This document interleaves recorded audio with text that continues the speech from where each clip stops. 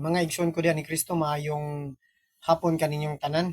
So karon may igsoon aduna na po kita ipaambit o isang yaw mahitungod kini sa pulong sa Dios. So karon may igsoon ang atong pagahisgutan. So ang ebanghelyo karong Domingo ha may igsoon. No? So ang ebanghelyo karon may igsoon katong ang pagpakaon sa atuang Ginoo dito sa mga katawan may igsoon. No? So katong 5,000 katao may igsoon. No? So di na may igsoon nato ng ato ka ng basahon karon naron din katong wala pa kasimba so masayon no sa unsay ebanghelyo og ato sang tubagon kining mga kining atong mga pinalangga nga mga kaigsunan nga nagaingon man sila dinhi nga ang bata dili tao ug ang babae dili usab tao. So karon ato usan nang ipaambit karon o ato nang iapil sa atong topic migsuno kay bilong man siya mga igsoon no. So dinhi migsoon diya sa Mateo. So atong basahon migsuno sa Biblia. Mateo kapitulo 14 bersikulo 13 kama to 16 to 21 mention no. So atong basahon dinhi mention no. Mateo 14 versikulo 13. So mo ni mention no ang atong title dire gipakita nato no. Gipakaon ni Jesus ang 5,000 ka tawo. So diretso ta kita sa 16 mention no. Diha lang ta sa punto para dili mataas atong video mention no. So atong gi-highlights para mas maklaro. So nga nagaingon diri si Jesus mitubag dili na kinalan nga manlakaw pa sila kamo pa sila kamo mismo ang maghatag kanilang pagkaon.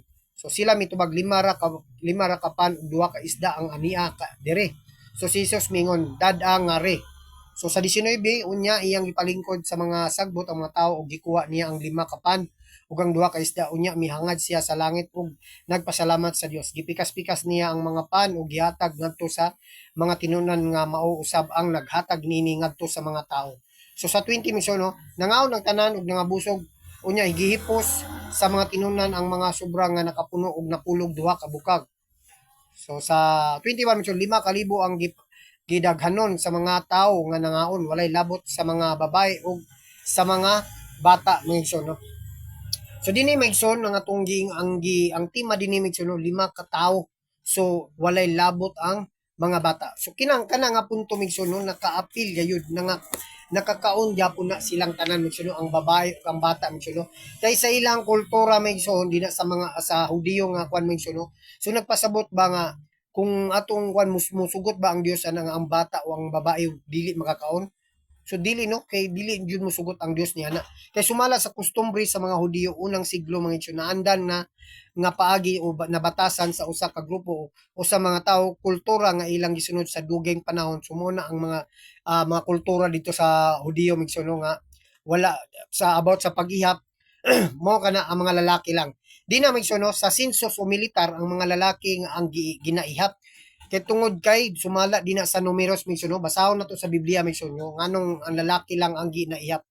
So numeros kapitulo 1 bersikulo 2 ug 3. So atong i-highlights mention no 2 5. So nga nagaingon din no sulat sa gipaingon ni sa Ginoo kang Moises no. Nga nagyan ipa sa tinagsa ang tanang mga lalaki nga Israelita o gilista ang ilang mga ngalan sumala sa banay diin sila may sakop.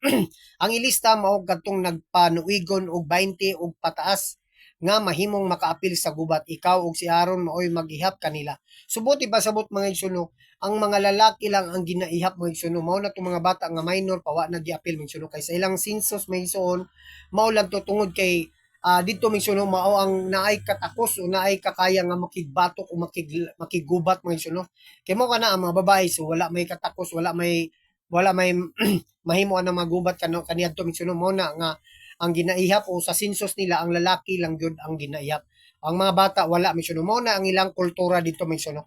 And then nabasa na to dinha sa balaang kasulatan nga ang Dios mismo ang nagsugo niya na nga mo na nga dinhi sa Mateo migsuno atong gipakaon nga sa Dios kaning 5,000 ka tawo mo na wala na apila pag-ihap ang mga bata apan ang naapil na sila kay nangabusog ang tanan mga igsoon no silang tanan lisod pod ang Dios ang mga bata o lalaki wala gipakaon sa Dios no so 5,000 na kapin mga igsoon no? Pero ang paghihap sa Dios na wala gi ang mga lalaki ra gyud ang ginahip kay mao na ang ilang kultura so magpadayon kita migsoon atong ipunto dinhi ang bata ba is dili tao so tao kayo migsuno kung naadyo tay mabasa dinhi sa balaang kasulatan so atong basahon dinhi migsuno di na sa Juan Kapitulo 3, versikulo 6 mention, no?